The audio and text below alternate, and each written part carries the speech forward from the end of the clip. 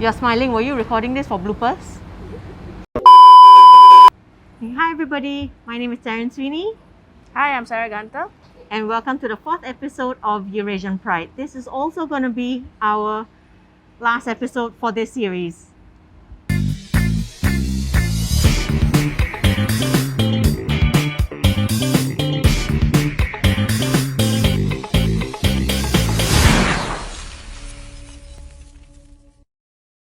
Today we have for you the Celebrity and Entertainment Edition. So what is your name, age and profession? Hi, I'm Bridget Fernandez. I am an actress. Hello everyone, I'm Cheryl Miles. I'm proudly 46 years old. I'm a radio DJ and a cookbook author.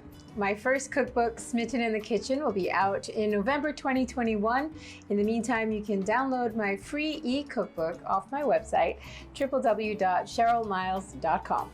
Okay, here we go. What is your name, age, and profession? Okay, I'm Rod. What's up? Age, malu lah, sikit. Okay lah, 50 plus lah. Okay lah, 54 lah. Next year I get my CPF. And what is your profession? I'm a husband. A damn good one. See, my wife is controlling my video for me. Really awesome husband, boss. What is your Eurasian heritage? Well, this is a long story. I mean, I was born in the 60s, so I was always known as others. And then when they decided to put something on our ICs, I got as Filipino, even though I have no, I've never been there. My family was not born there, but because my father's father was Filipino, my father was in his birth cert was British subject. So it was always paternal, I guess. So that's why I really don't know how I got Filipino in as my race. But my heritage is I do of course have Filipino blood. I have Spanish, that's where the European comes in, and Burmese. Okay, and I identify as Eurasian, Singapore Eurasian. It's so complicated being Eurasian because it's a mix of so many different things. But in a nutshell, both my parents are Eurasians. Both my grandparents on both sides are also Eurasian. On my mom's side, she is of Portuguese, Dayak, and Chinese descent. And then on my dad's side, there's British, Thai, and Chinese. And I also did a DNA test and discovered some very interesting things. First of all, I'm 6% Indian, 22% European, 30% Southeast Asian, which is to be expected, 26% Chinese, and 17% Vietnamese. Like, I never knew that. Where did that come from? That is a really tough question to answer because I have a friend whose dad is from Britain, from UK.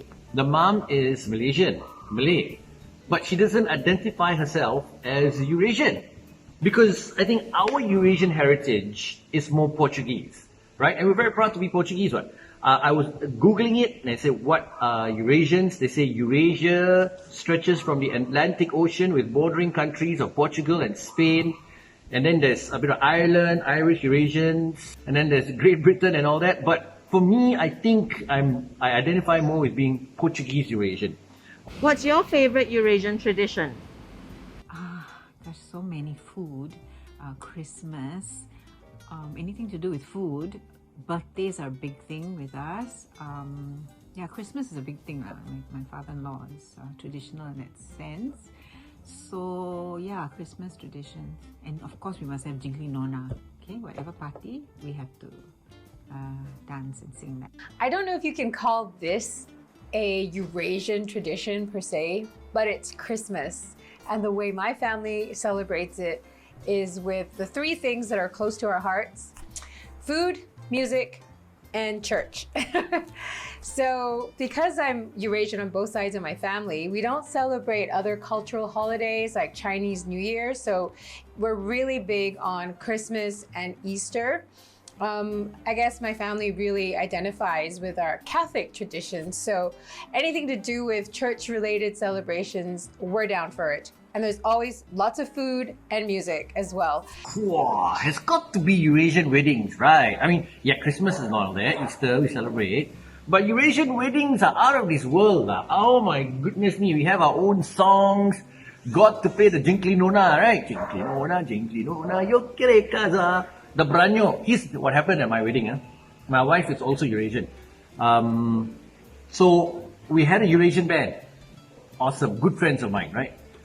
And then they were playing. After a while, my future father-in-law, that time married, hang on, father-in-law, and his brothers and sisters and my nanny, my new nanny, all went to stage. She said, can we take over for a little while? Sure. I panicked. I said, hey, what is this fellas doing? Here we are hiring a band, paying for the band, and this fellas going up. They went up, they let go the Jinkli Nona lah. One playing the drum lah, one playing the guitar lah. My grandma, rest her soul, she also went up and let go the Jinkli Nona. Nobody called her, but she went up. And then my father, rest his soul too, he took out his handkerchief and did the handkerchief dance. Champion! I have no idea what is the handkerchief dance. The fella took out a handkerchief, went to all the girls' backsides, right? And started like chasing flies away from the girls' backsides with the handkerchief. So that's the thing lah, but Eurasian wedding, you have no idea what's going to go on. You don't know what time people are going to go home. You know, everybody magang only. You know, the more magang we are, the better it is lah. My wife and sister, oh, baby. Tyrone was there also. Oh, Tyrone, you were there. Right, Tyrone? You were there. So, that's the thing, Eurasian weddings, unbelievable. Fantastic. That's my favorite tradition. What's your favorite Eurasian food? Food or dessert? Because suji cake is, of course, my favorite desserts, cakes. Curry devil, of course. Small. My favorite Eurasian dish would have to be devil curry. Not only because is it so damn delicious, but because every Eurasian family has their own unique recipe that's kind of similar but a little different with different ingredients thrown in. My mom likes putting subak in, she doesn't put the cabbage, and we use a little bit more turmeric, so ours is a little bit more yellow than the traditional red. Okay, next question. What is your favorite Eurasian food? How to say? How to say? I like all. You know, during Christmas, during all the celebrations, they Lego this food, right? Happening devil curry. Or devil curry, right? Champion. Different houses make different type of devil curry, and every house that you go to when you make the devil curry, theirs is the best in the world. And then when they taste someone else, they go home. After tasting someone else's devil curry from their house, when they go home, they'll say, hey, not nice. Why devil curry better than the first devil curry, right? But then again, devil curry, lade, I love lade. Sebak lah, wow, Sebak is the championess of the champion. Wait, there's some more. Feng! Why is Feng always made during Christmas and not any other time? Feng! Come on, boss! Feng rocks! What races have you been mistaken for and how do you correct them? Well, I've been mistaken for Malay, especially when I was younger. And then nowadays is Angmo, which I don't know how... what they mean by that. I have been mistaken for what else? Indian? I think mostly Malay. In Singapore, mostly Malay. How do I correct them? I don't usually make a big deal about correcting them unless they, insist on knowing, because I mean, really, it's so hard to explain Eurasian. But if they ask, then I will say Eurasian. I'll explain my heritage. Gosh, I have been mistaken for so many different races. Malay, Filipino, and American even, although I'm not sure how American is a race when it's a nationality. But when we travel to America, because my husband's American, I often get mistaken for being Hispanic. So if someone were to ask me what a Eurasian is, depending on how much patience I have, I'd give them a quick history lesson and remind them of Singapore's colonial past and that we have been an international trading port for centuries. So interracial marriages have been cool since before Singapore's independence, okay? It's in our name, right? We're Eurasians. Europeans, which includes many countries, right? Portugal, Spain, Italy, and Asians, which includes Malaysia lah, Indonesia lah, India lah. So I've been mistaken for many of these fellas lah. Indian, when I tie my hair up and I put my hair in a bun on top, and when I go jogging, right, there's this one fella that says, "Sing, how are you, Sing?" Okay, I'm good. Every day, really, I didn't tell my wife this, but really. Then I'll say, good bro. I shake my head. And then when we went to New Orleans, the lady in the shop said, "Are you Brazilian?" So I'm like, yes. The reason why I agree to everybody mistaking me for every race, when they ask Malay, I say Malay, yeah. Betul bang, betul. It's because, how lah? I tried before. What are you? Indian? No, I'm Eurasian. Huh? Eurasian? What is Eurasian? So I have to explain this long thing, right? We are from Portugal, we came to Malaysia, we saw the Malaysian woman, or the Malaysian man, Eurasian man handsome, so champo finish. Eurasians were like product of an orgy. So every time anybody asks me, I'll say, yes, I'm that. I'm that. Yeah, I'm that. So I am the world. What does being Eurasian mean to you? Well, now it feels more important to me because I have children, and they are so we come from a family with so much mixture in my side of the family, and of course my husband's side, and we have African American, we have Mexicans, and then of course we have the local Singapore Eurasian, which I wanted them to at least understand their culture, and that it is very different from being Pan-Asian, which a lot of times people think that they're Pan-Asian. So for me, being Eurasian is about our roots family, especially for my children, and to know that they have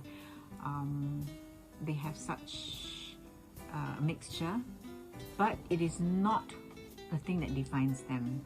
So Eurasian to me is being accepting of all kinds of cultures, and food, and the way we have a way of talking. Although I don't speak Kristang, but the style of talking is very much Singapore Eurasian kind of style. I think lots of Eurasians will agree that we were all raised to stand up tall, communicate well, and to have impeccable manners. And I think this is a very important trait, and it served me well, because when you don't quite fit in, you're forced to just stand out. And I've used that to my benefit, from being a dancer to a singer, to a dancer-singer who won Talent Time in 2001 with Cherry Chocolate Candy, and now as a radio presenter. So that, I think, is quite an important trait that forms the backbone of who I am. See, Eurasians, we got no land, so to speak, right? Where's Eurasia? Have no idea. Anybody asks, what is Eurasian? Well, we are European and Asian mix. So they're like confused, right? Oh, okay. Especially here in Malaysia, they ask, what are you? So Kristang, and then there's a word for Eurasian here, Serani. The Serani, they're like, oh, India lah. But the thing is, when I was in Singapore, right, when I was in mission schools, because a lot of us Eurasians went to mission schools, right? Like St. Pat, St. Stephen's, all the Eurasian fellas were there. When I went to the army, I was alone. Not very many Eurasians where I came from. So I like being unique, yet I like the camaraderie. When Eurasians see Eurasians, hey, Ting Bong, what's up, boss? Or we go to, where is this, Malacca, everybody knows everybody. The problem with us Eurasians that I think we need to change is we need to own our lingo, our own kind of language. Sometimes you want to blend in. We are very good at blending in, right? Like National Service, all the bad words were Chinese bad words.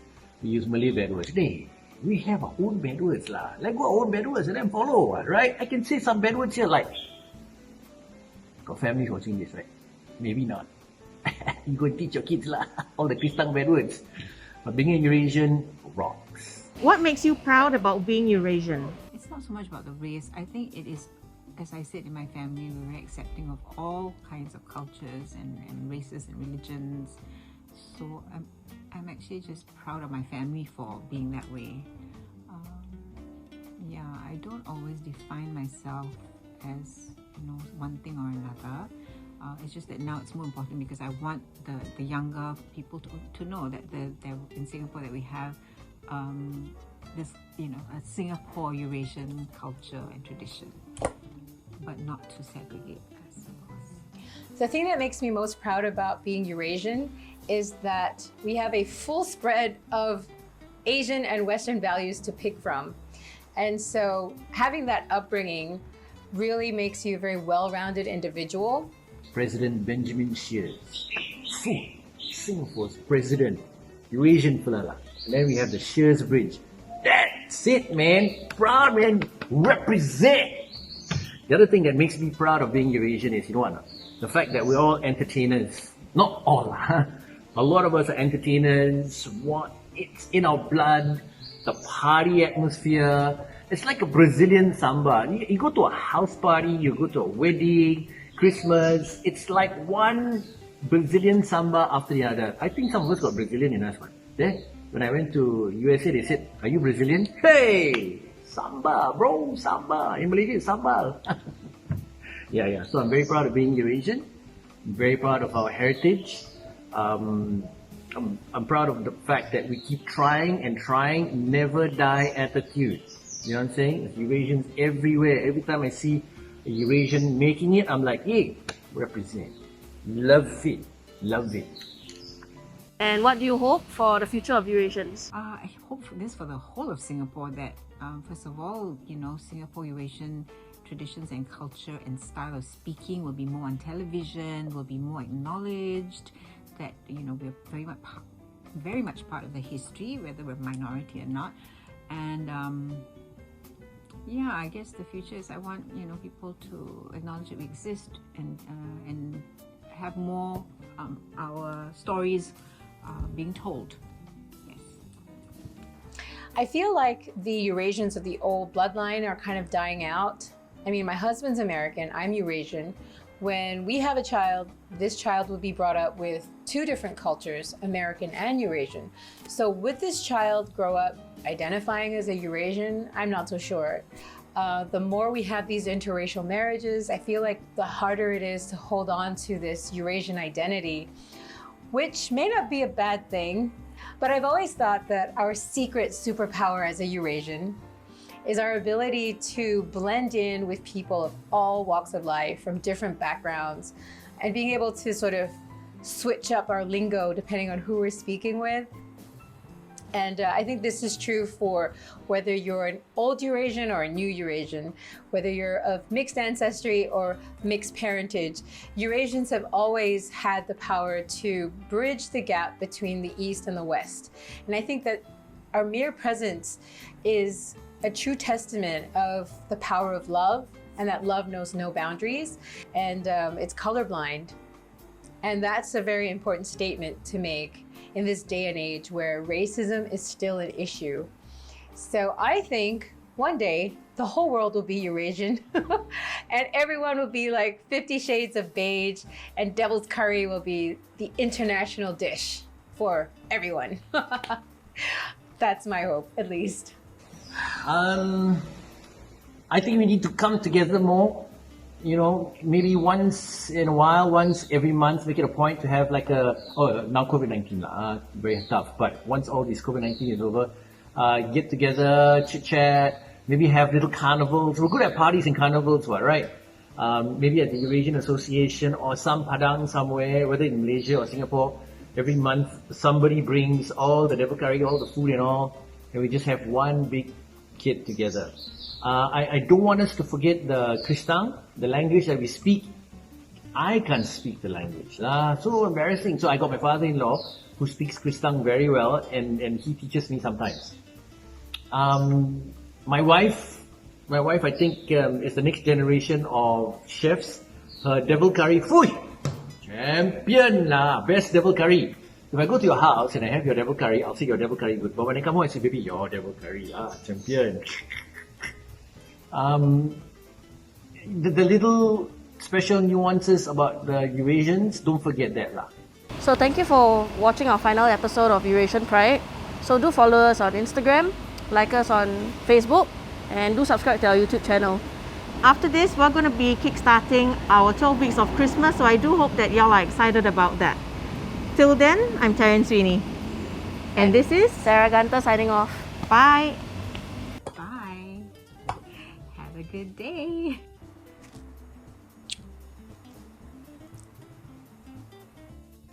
Okay, on that note, I better practice what I preach, right? I said we've got to learn Kristang, right? Jakaba, Yotabai, bye bong bong.